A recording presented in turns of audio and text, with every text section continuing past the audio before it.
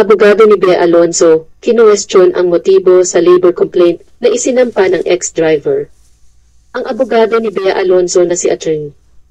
Joy Garcia on labor complaint filed against her via her former driver, Efren Torres de los Reyes, Jr. It's nothing but a pure harassment case, a desperate attempt to sponge off an obvious act capitalizing on the criminal case.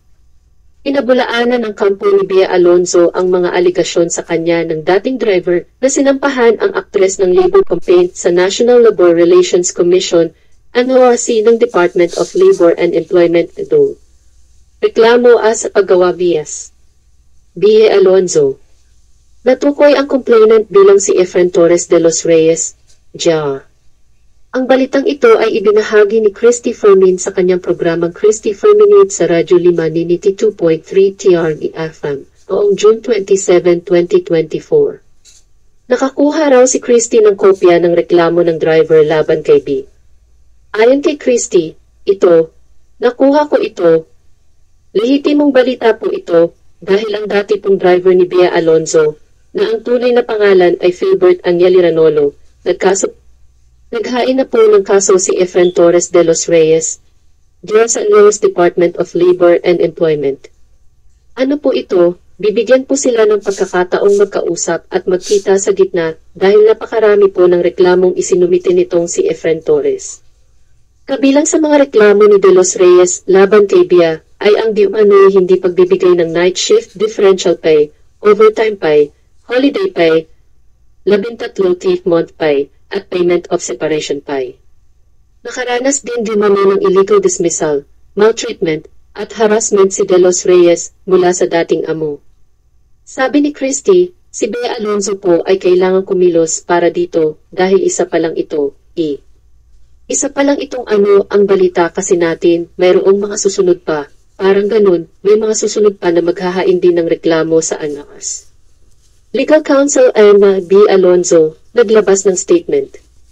Hindi pinalampas ng abogado ni Bea, si Atty. Joy Garcia ng Garcia Eloria Ruanto Ampersand Associates, ang anito'y maling mga paratang sa aktres. Sa official statement nito kahapon, June 29, 2024, idiniin ni Atty. Garcia na hindi totoo ang mga aligasyon sa kanyang kliyente. Kaduda-duda raw ang timing ng mga reklamo laban kay Bea dahil may cyber libel complaint na isinampa ang aktres laban sa lover ni de los Reyes. Ang karelasyon ni de los Reyes ang tinukoy ni Christy na source sa impormasyong pinakalat ng showbiz commentator at vlogger sa March 15 episode ng kanyang online show. Ang buong statement ni Atty. Joy Garcia, mataas ang hinala sa timing ng paghahain ni Amo de los Reyes ng labor case. Since ginawa siyang witness sa isa sa mga respondents sa mga criminal cases na isinampa namin, not to mention na lover siya as admitted, then the intent behind said filing ampersand the timeliness of such filing are too obvious hindi mapansin. Ang kanyang pagkilala sa pagiging kasangkot bilang isang lover malinaw na magniface kanyang bias at undermines kanyang kredibilidad na kung saan pa muli inilalagay sa tanong o pagdududa ang tunay na intensyon sa likod ng kanyang ampersand kanyang lovers respondente ng legal na manyobra.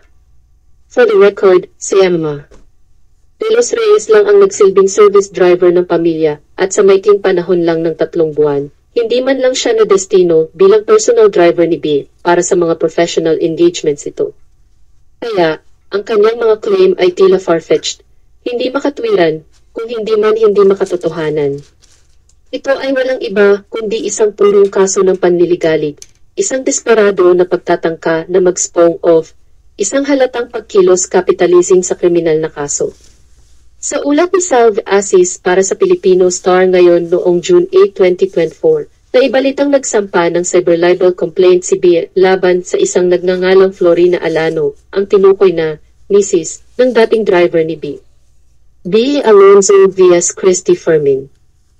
Sa kanyang radio program nitong June 27, kinumpirma ni Christy na nauna na niyang inulat niya sa kanyang online show ang mga aligasyon ng dating driver ni Bea.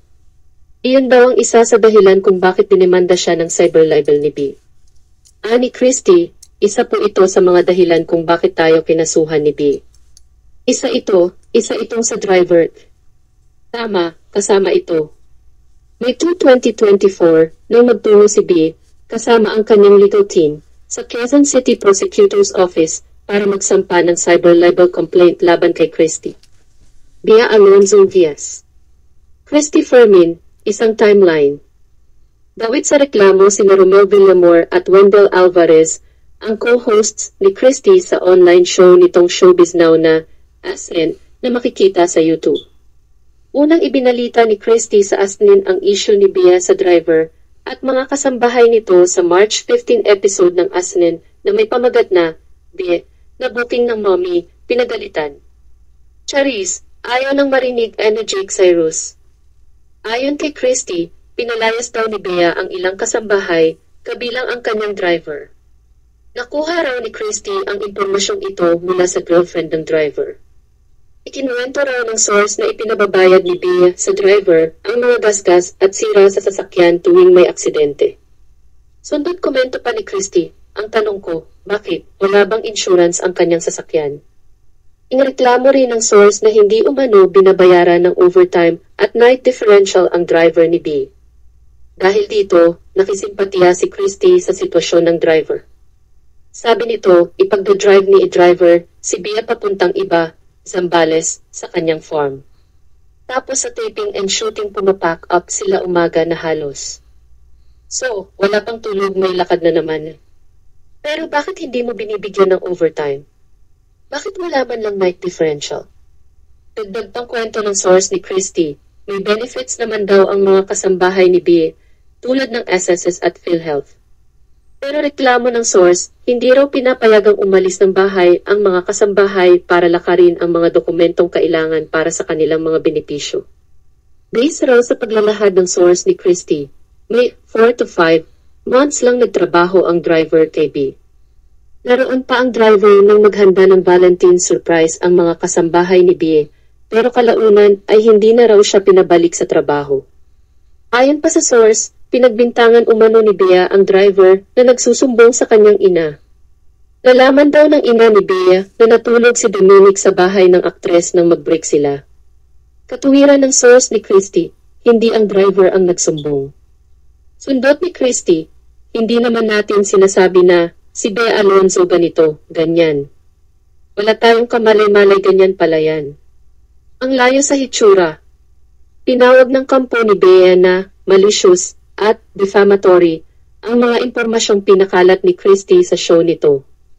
Sa official statement ng abogado ni Bea noong Mayo 2, sinabi nitong ginamit umano ni ang negative sensationalism laban sa aktres para pagkakitaan at humakot ng views at followers ang online show nito.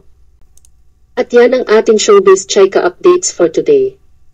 Mangyaring mag-subscribe, click ang icon ng kampana, i-like at ibahagi ang video.